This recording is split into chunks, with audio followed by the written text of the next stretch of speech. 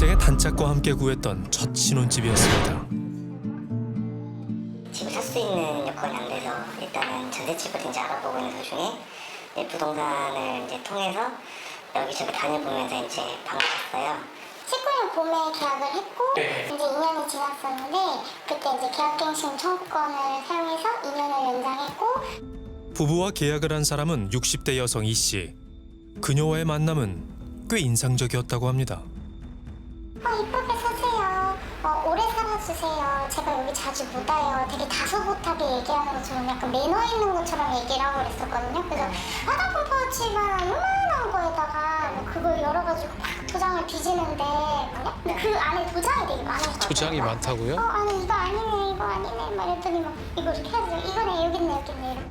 이 씨는 둘째 딸의 대리인으로 나와 계약을 했습니다.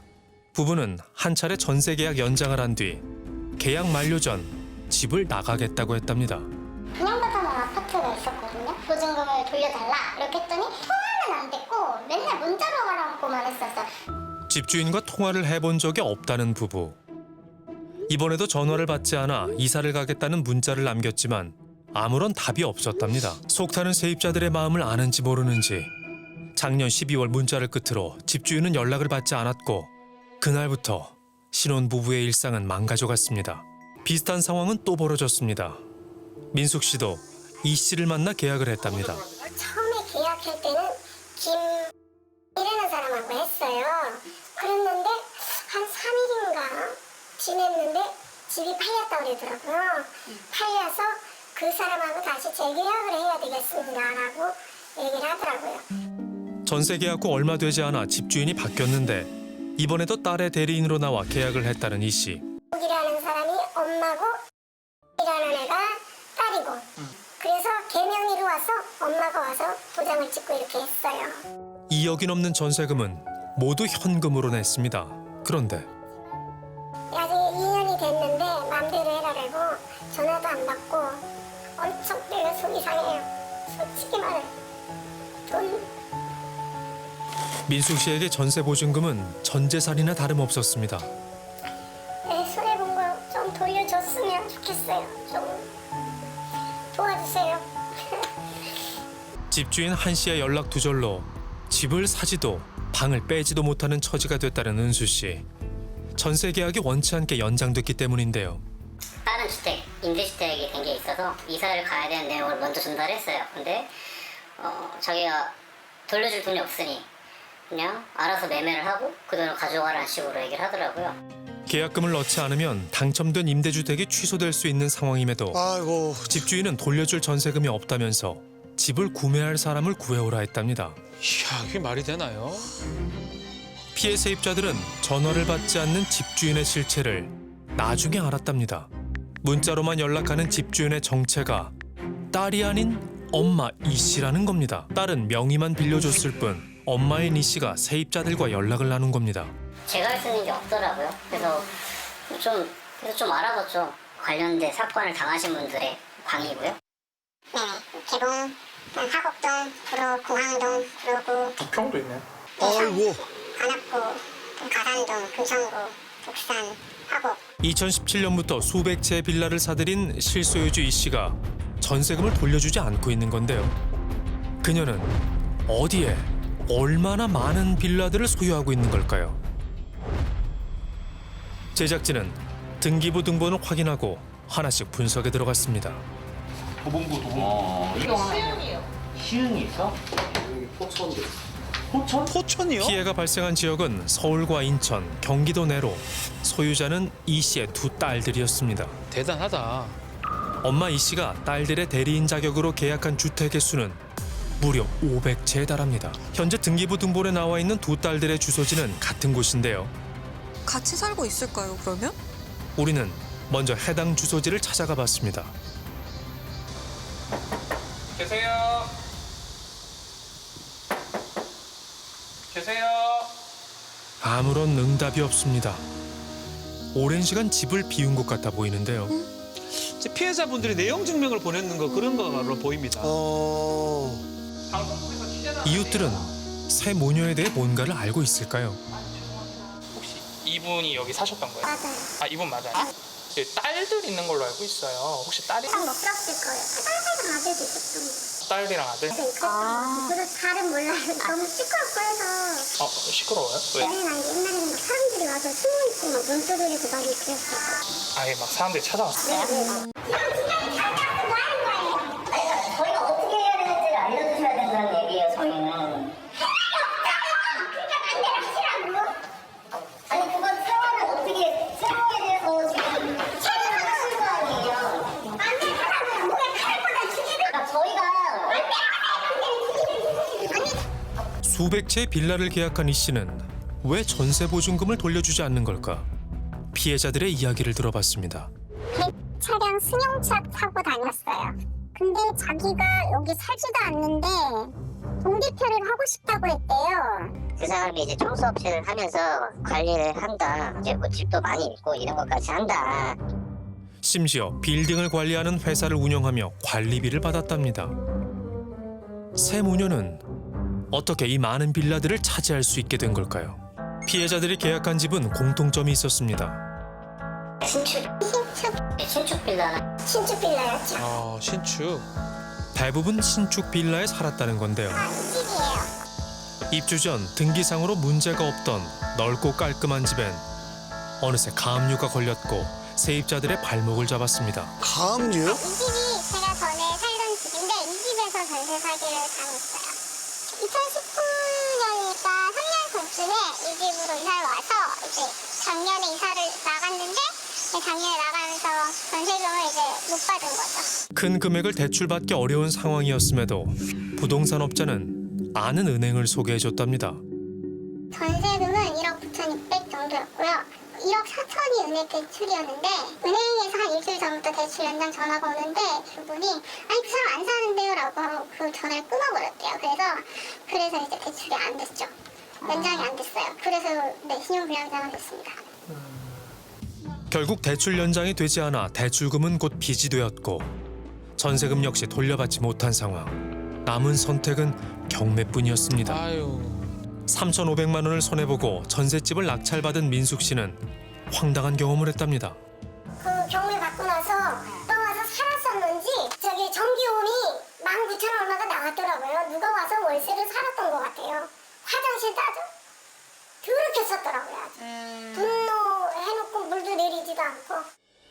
실제로 이 씨는 경매 진행으로 세입자가 집을 비울 때 다른 사람에게 월세를 줬습니다. 피해자들이 계약한 부동산에선 뭔가 알고 있진 않았을까? 이 씨의 월세 매물을 내놓기도 했었다는 부동산을 찾아갔습니다. 없어진 것 같은데요? 그 자리가 없는데? 이 지역에서 꽤 큰 규모로 운영됐다던 부동산의 자리에는 다른 가게가 들어섰습니다. 그 예전에 부동산 있지 않았나요? 부동산. 그거 없어졌어요? 아, 한참 됐어요? 아, 좋다. 다른 부동산을 찾아갔습니다. 그 근처에 부동산이라고 기억 안 나세요? 나지. 아, 기억나세요? 옛날에 있었지. 피해자들이 계약한 부동산을 탐문한 결과 대부분의 부동산들은 문을 닫거나 주인이 바뀐 상황인데요. 배원도 안 들고 빌려버리지. 좀 여러 가지로 좀 협조라든가 이런 거 안 했어. 단독으로 많이 했어. 물건도 뭐 다른 데 이 동네 가인들을 갖고 가기도 하고 뭐 그런 걸 알고 있어. 유명 부동산이 아니고 그냥 언제라도 그냥 떠날 준비가 되어 있는 부분. 대부분이 기획부동산들 광고해가지고 그 사무실 막상 그 계약할 때 가보면은 무슨 막 2층에 있고 막 4층에 있고 막. 한국공인중개사협회는 이와 같은 일부 업체들의 행태를 우려하고 있었습니다. 깡통 전세는 매매가격이 전세가가 높은 가격이 형성됐을 때 깡통 전세라고 할 수 있습니다. 쉽게 말씀드리면 매매가 1억인데 전세가를 1억 5천으로 안 되지. 맞추고 그러면 안 되지. 임차인의 전세 보증금으로 이 1억에 대해서는 건물주를 줍니다. 남은 차액 5천만 원. 이거는 그냥 대행사와 여기 대여자가 나눠 가지게 되는 거죠. 결국 매매가와 큰 차이가 없는 깡통 전세가 만들어지는 겁니다. 건물주가 제시한 금액에 이득을 취할 금액을 더해 받았기 때문에 자본금은 필요 없습니다. 그렇게 세 모녀는 영원으로 500채의 주택을 소유할 수 있었습니다. 현재도 곳곳에서 쉽게 볼 수 있는 신축 빌라 분양 사무소. 이와 관련한 일부 중개업소의 행태는 어떨까? 전세를 구한다고 하니 부동산 이야기를 꺼냅니다. 부동산 저희가 이제 한끼고 아야 고객님한테 주는 건 조금 더 해결이 되는 수가 있어요. 뭐가 달라요? 아까 왜냐면 부동산을 아끼고 오셔야 저희가 뭐 복비라도 빼드리거나 뭔가 이런 혜택을 드리는데 이런 얘기 들으면 혹하거든요. 부동산에 그걸 다 해드려야 되잖아요. 그렇기 때문에 이제 그럼 부동산 안 끼고 할 수 있는 거예요? 전 세계는? 부동산 가서 하셔야지. 저희도 거기서 안 하셔야 돼요. 한시 있는 데가 있어요. 아는 데가. 그래서 거기서 얘기해서 이제 부동산 안 끼고 오시면 저희가 최대한 다 해드릴게요. 저희 줘봐도 될까요? 네, 여기 평당 기준으로 3억 4천. 전세 매매 가격은 똑같아요. 전세랑 매매. 왜 전세가 그렇게 오시죠? 요즘 신축들이 다 이게 갭 차이를 많이 안 두고 그냥 짓더라고요. 이거는 제가 좀 가능하니까 건축적으로 땅통전세 요새 좀 무섭더라고요. 제가 막 그 얘기하셔서 신축에서는 이 부분은 항상 어디든지 갖고 가는 부분이 있거든요. 그래서 그 부분도 이해를 잘 하시고 또 미대마다 임대사업자님 이렇게 붙여줄 수 있는 그런 부동산이나 컨설을 만나면은 행운이다. 좋은 전세를 구하기보다 깡통 전세를 피하는 것이 어려운 현실이 됐습니다. 단지 행운만을 바라기에는 전세 사기 설계자들의 수법이 너무나 견고해졌기 때문입니다. 매일 밤잠을 설친다는 이들이 있습니다.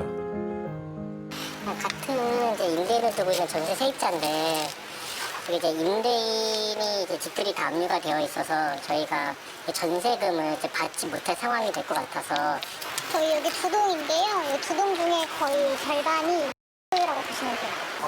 네. 두 동 다? 주택 14채의 주인이 단 한 사람이랍니다. 수법은 여느 전세 사기와 다르지 않았습니다. 지금 다 그러니까 이게 신축 빌라였기 때문에 처음에 이제 신축 빌라 계약을 할 때 건축주하고 계약을 했어요. 네. 다들 이 건축주랑 계약을 하셨던 거예요? 네, 저는 다 건축주랑 계약했어요. 건축주랑 계약하고. 이게 임대사업자가 의무보험이에요.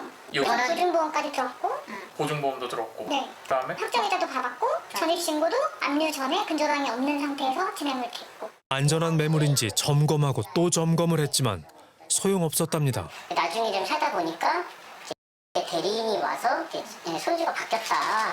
그래서 그렇게 계약을 하게 된 거였죠. 건물주와 계약한 지 얼마 되지 않아 다시 계약을 하기 위해 만난 사람은 집주인이 아닌 그의 대리인이었습니다. 집주인은 30대 초반의 나이에 400채의 주택을 소유했답니다. 그런데 지난 6월 건물이 압류되면서 집주인은 행적을 감췄습니다. 아 진짜요? 내용 증명을 보내도 반송이 될 뿐입니다. 여러분들 이 내용은 무슨 내용이었을까요? 아차 계약 해지하겠다라는 의사. 그를 기억하는 이가 있었습니다. 그냥 나이는 어렸는데 외제차를 X가 타고 왔었고, 그리고 되게 고급 양복에 그리고 비싼 시계 그리고 비싼 구두를 신고 와서 나이가 어린데 이렇게 다주택을 가진 것 같고 임대사업을 하고 있다가 사실은 좀 굉장히 좀 화려하게 그런 모습이었어요. 2019년 한 예능 프로그램에 부동산 중개보조원 자격으로 나오기도 했답니다. 한 부동산 중개업체 대표를 맡고 있는 최 씨는 방송에 출연했다며 SNS에 홍보를 하기도 했습니다. 다 준비했다는 생각이 들더라고요. TV 프로그램도 나오고 이미지 메이킹 한 거고. 전셋집을 마련하기 위해 2억 3천만 원을 빌렸습니다. 그런데 한 통의 전화를 받은 이후 신혼의 꿈은 악몽으로 변했다고 합니다. 저희 모르는 번호로 전화가 왔고 전화를 받으니까 본인은 너의 대리인이고 그런데 이 집을 팔지 않으면 너희의 전세금을 반환해 줄 수가 없으니 전세금을 받고 싶으면 또 혹시 집을 보러 온 사람이 있으면 보여주길 바란다. 하지만 도저히 집을 팔 수 없는 상황이랍니다. 지금 여기 바닥에 보면 물 흐르는 다 보이시죠? 네. 이렇게 보이죠? 그거 지고 있어요. 해결 안 해주고 연락도 받지 않고요. 이러면 그냥 집을 사러 오겠어요. 곰팡이에요? 세입자들의 연락을 피하고 있는 최 씨를 만나봐야겠습니다. 많이 센. 집에는 세입자들이 보낸 등기가 한가득 쌓였습니다. 그를 만날 수 있을까요? 계세요?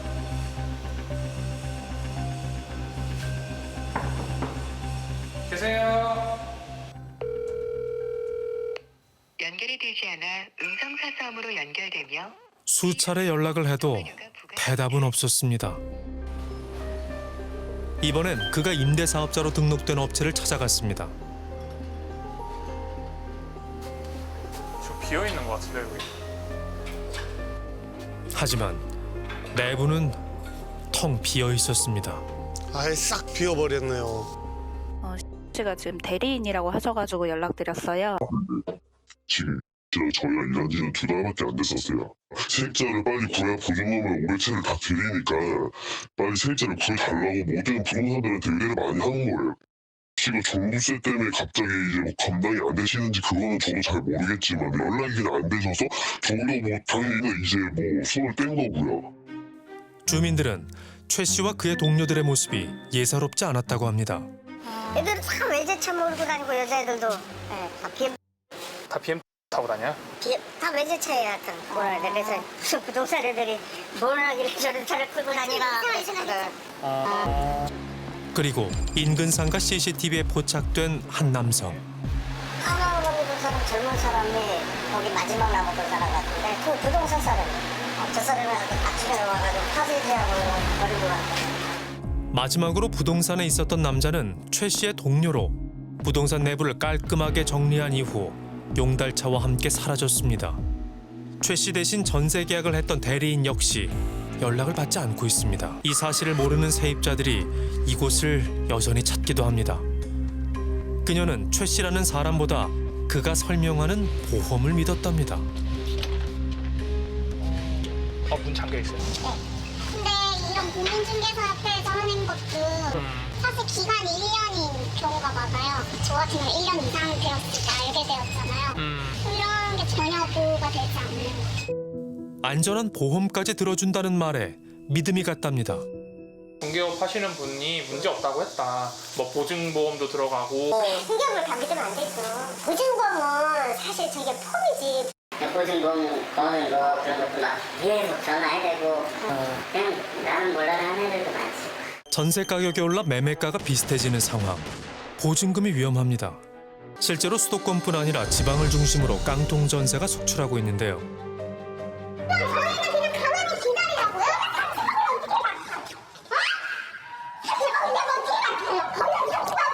여기 아무 상관도 없는데 여기 앉을 때는 거기 서는 거랑 난 상관없는데 아니 그게 아니라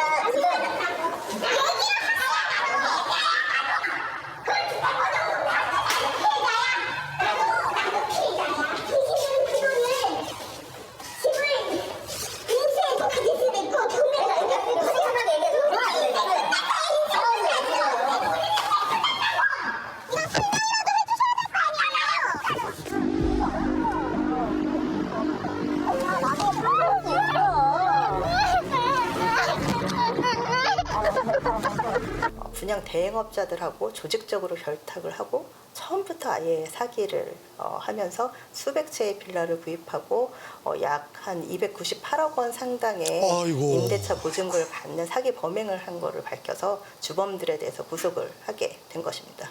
돈 한 푼 없이 수백 채의 주택을 소유한 임대사업자와 이익만 챙기는 분양대행업체가 있는 한 피해자들은 끊임없이 발생할 겁니다.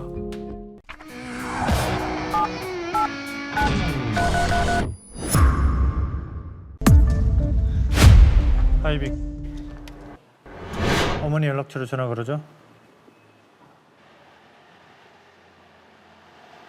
1층.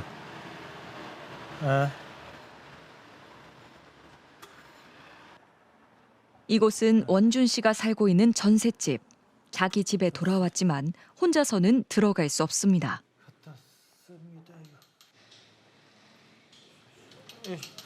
아이고, 내 집은 아니지만 이 집이 편하네. 중증 척수 장애인인 원준 씨는 머리로 휠체어를 조종합니다.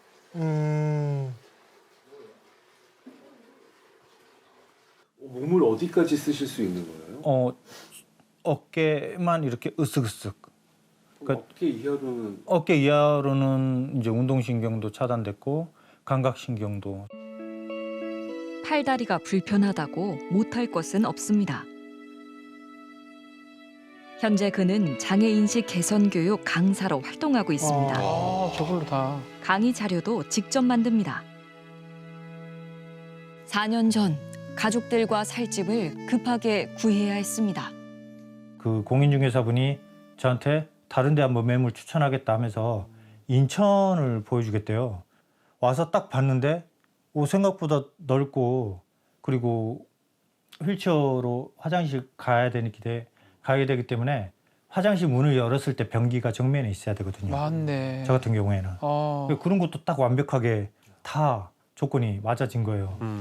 밖에 숲이 보이더라. 숲세권 있다고. 그리고 또 좋은 게 지하철역하고 가깝다.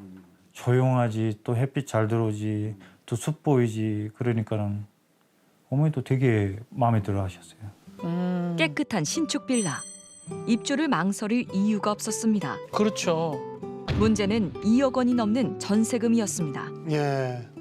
1억 3천만 원은 이제 은행에서 대출을 받았죠. 전세자금 대출. 나머지 부분을 어머니 그 돈으로 전부 다 채워 넣은 거니까 100만 원 빼고 어머니가 했네요. 7천만 원. 태어나서 처음으로 자기 방을 갖게 된 아이들은 새 집을 너무 좋아했습니다. 아, 그렇겠죠. 그렇죠. 집안 곳곳에 남아있는 행복한 기억. 2년이란 시간이 금방 흘러 어느새 전세 계약 만료가 가까워졌습니다. 이제 뭐 언제 만기인데 연장을 할 거냐 아니면 뭐 나갈 거냐 뭐 이런 식으로 물어봤었던 것 같아요. 그러면 연장하겠다. 등기부등본 확인해 보셨어요? 예, 그럼요. 봤었죠. 그때도 뭐 다른 근저당이나 이런 거 담보 잡힌 건 전혀요. 전혀. 별다른 특이 사항 없이 깨끗했던 등기부 등본. 심지어 채권 사항이 기재되는 을구에는 기록 사항이 아예 없었습니다. 원준 씨는 망설일 것 없이 2년을 더 살기로 계약을 맺었습니다. 저 계약서 쓸 때마다 정말 되게 흔쾌한 마음으로 기쁘게 쓰셨거든요. 그렇죠. 쓰고 이제 저희 딸이 도와줘서 쓰고 그래도 한 2년 신경 안 쓸 수 있겠구나 이런 생각했었죠. 그런데 올해 1월 청천벽력 같은 소식이 날아들었습니다. 갑자기 장문의 문자를 보내온 집주인. 내용은 충격적이었습니다. 집주인이 전세 보증금을 돌려줄 수 없다고 일방적으로 통보해 온 것입니다. 이게 뭔 소리지 하면서 그 문자 메시지를 읽고 또 읽었던 것 같아요. 2억 원이 넘는 전세금을 못 돌려준다는 집주인. 무슨 형문인지 직접 확인해야 했습니다. 아무리 전화를 걸어도 집주인과 통화를 할 수는 없었습니다. 더 괘씸한 게 신호는 가는데 안 받아요. 전화기는 켜져 있는데 안 받죠. 알고 보니 이 집은 전형적인 무자본 투자로 매매된 집이었습니다. 전세가와 매매가가 같은 것은 물론 계약금과 잔금을 치르는 날까지 동일했습니다. 건축주가 새로 지은 빌라, 노갭 투자자와 전세 세입자가 나타나면 거래가 시작됩니다. 세입자는 건축주에게 전세금을 주고 빌라에 입주합니다. 전세금을 챙긴 건축주는 소유권을 넘기고 노갭 투자자는 새로운 집주인이 됩니다. 지금 2억 100만 원의 전세금이잖아요. 예. 지금 현재 이 집의 매매가는 얼마 정도? 대략 알기로 1억 7, 8천. 역전됐죠. 예. 그 깡통 전세죠 한마디로. 원준 씨가 살고 있는 집은 매매가보다 전세금이 높은 깡통 주택. 현재 2천만 원 이상 손실을 볼 수 있는 상황입니다.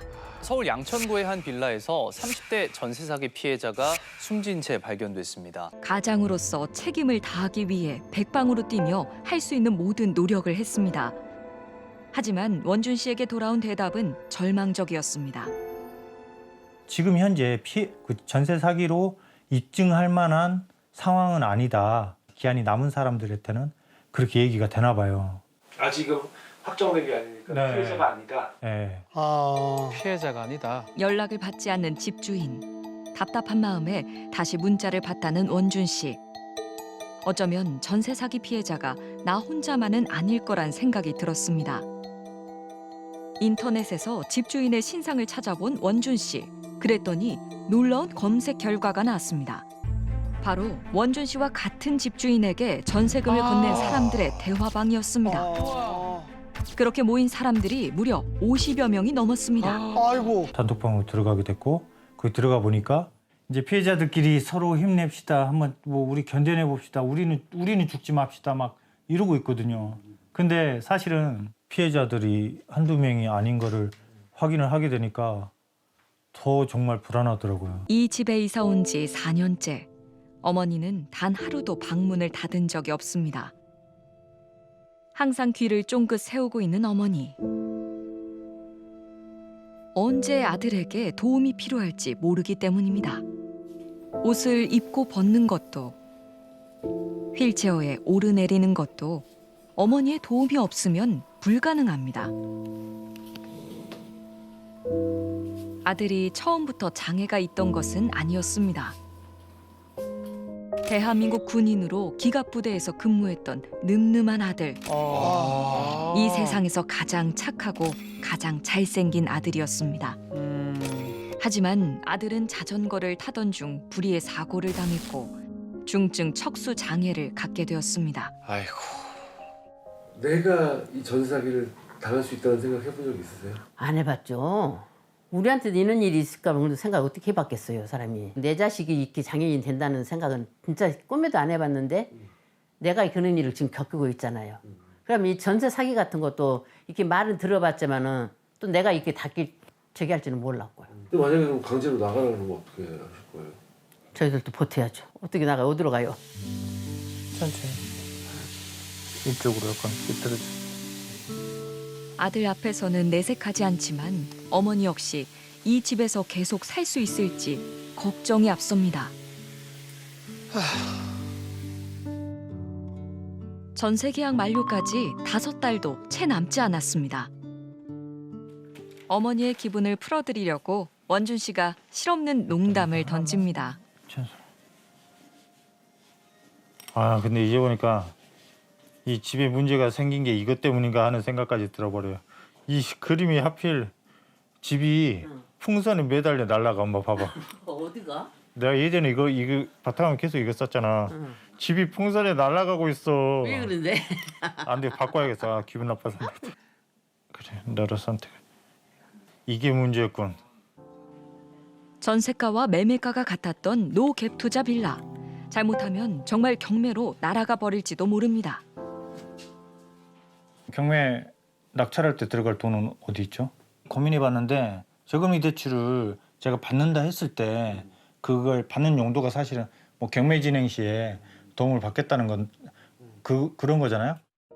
가족들과 이 집에서 계속 살려면 경매에 뛰어들어야 할지도 모릅니다. 그렇죠. 이미 전세자금 대출을 받은 원준 씨.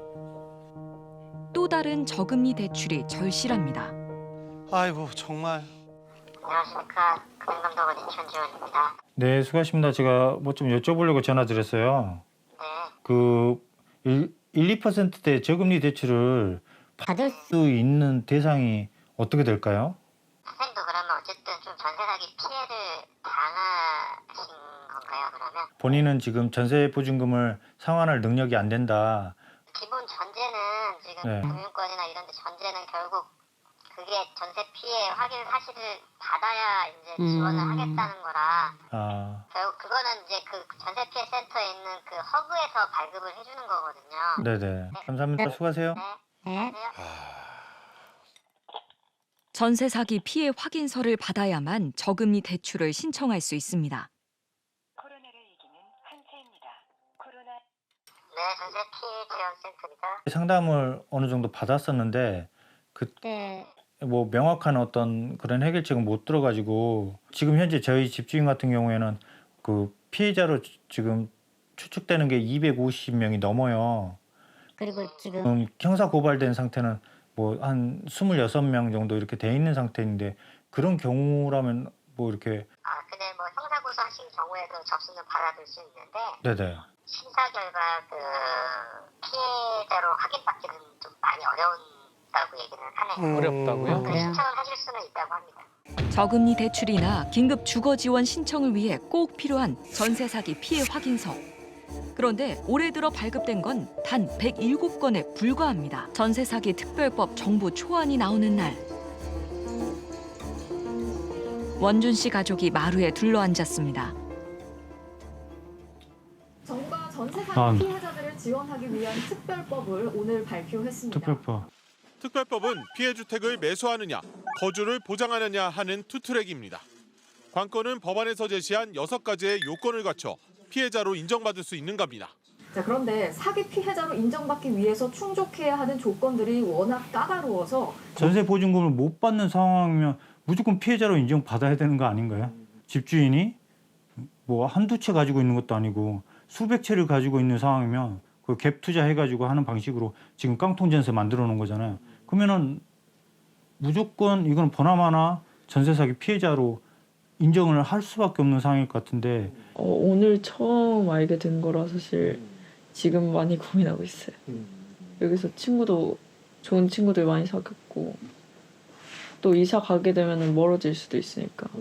전세 기간이 끝나면 어떻게 되는지도 물어보고 잘 모르니까. 전세 사기 대화방에 있던 사람들이 오프라인으로 만나기로 했습니다.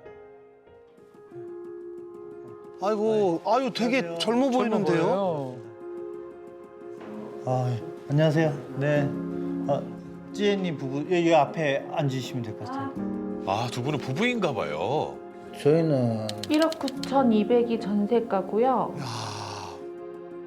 저 8천만 원. 전세 8천이란 말씀이시죠? 네.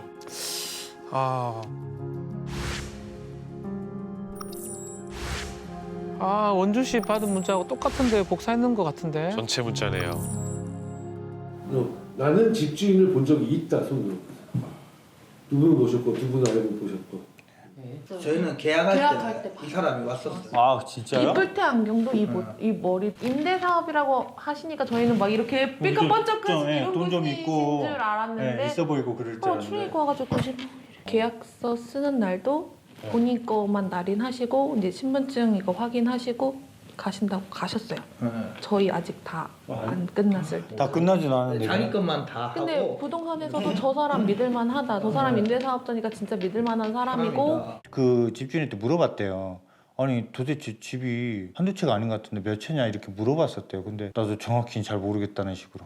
집주인이 소유한 집은 경기도와 서울 전역에 퍼져 있습니다. 집주인은 젊은 청년의 꿈까지 좌절시켜 버렸습니다. 저도 제 여자친구가 있는데 뭐 이 전세하고 이 다음에 또 결혼까지도 생각하고 애도 낳고 싶고 그런데 이게 딱 막혀버린 거죠.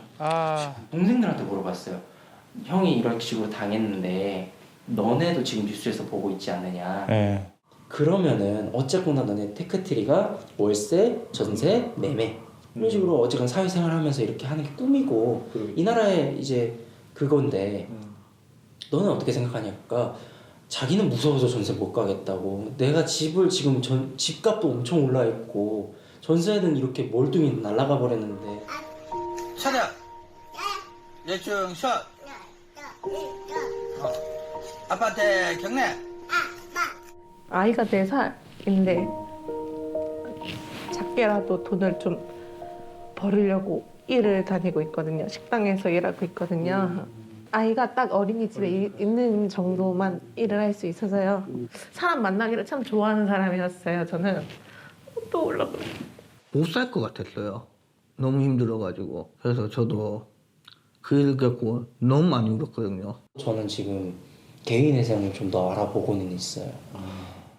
오히려 13년 전에 장애인으로 평생 살아야 된다고 했을 때 얘기 들었던 때보다 지금이 더 불안해요. 저 같은 경우도 아직까지는 피해자가 아니에요. 맞아요. 저희도 네, 우리는 아직 피해자가 아니에요. 노갭 투자 계약을 성사시킨 부동산. 공인중개사들은 원준 씨의 빌라가 깡통 전세가 될 수 있다는 것을 몰랐을까? 최초로 빌라를 중개해준 부동산. 부동산이 사라졌어요. 두 번째 전세 계약을 대리한 부동산도 다른 부동산으로 바뀌었습니다. 아유 참. 집주인에게 수차례 문자와 전화를 했지만 그의 입장을 들을 수는 없었습니다. 제가 여기 2019년 10월 4일에 이사 왔거든요. 10월 4, 천사잖아요. 1004. 아, 뭔가 이 집에서의 어떤 천사의 기운으로 정말 아이들이고 어머니고 다 우리 가족이 행복했으면 좋겠다. 그래서 의미 있는 날 이사했으니까 하면서 되게 잘 살아보자 이런 생각밖에 없었던 것 같아요. 10월 3일이면 전세 계약이 만료됩니다. 그 이후에도 지금처럼 웃을 수 있을지 아직은 알 수 없습니다. 뉴스 그 전세 사기 관련된 뉴스가 딱 나오는데 거기에서 위로를 해주더라고요. 그 전세 사기 피해자 분들의 뭐 잘못이 아니다. 그냥 전세 세입자예요. 그냥 돈이 없어서 집을 못 사니까 은행에서 돈 빌려서 있는 돈 끌어모아 가지고 가족들 살 수 있는 집 구한 거밖에 없잖아요. 그게 그렇게